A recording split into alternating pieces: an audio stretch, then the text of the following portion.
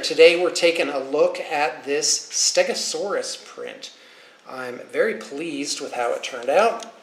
This had a previous video entitled Stegosaurus Disaster and just had a lot of trouble with the actual physical construction of the model, a lot of gaps on it.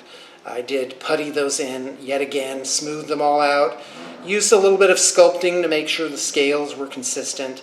But in the end, I really did have to come up with something that would cover up those imperfections. And I was going to put baggage on him, or her, and but in the end, I tried different things, it just didn't work.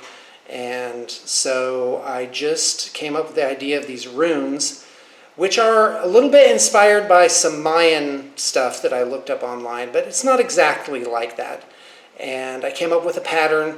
The white here isn't pure white. I imagine in the game world, it's humans that are taking like this white clay and smearing it on with their hands. So it does have imperfections in it.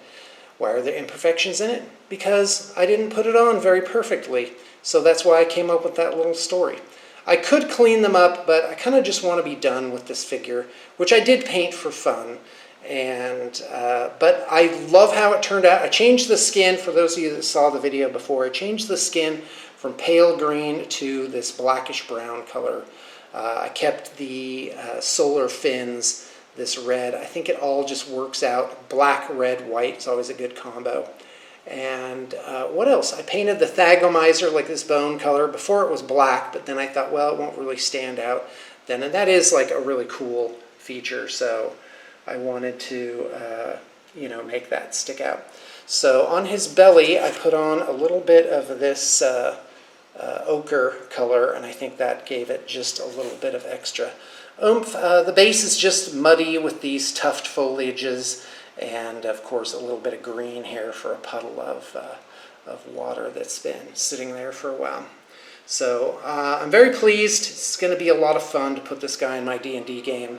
And away we go. Thanks for tuning in, and I hope you got your inspiration for the day. Oh, by the way, this is a 32mm figure for scale there. So this figure is pretty huge, probably 6 or 7 inches long is the base there. Okay, bye.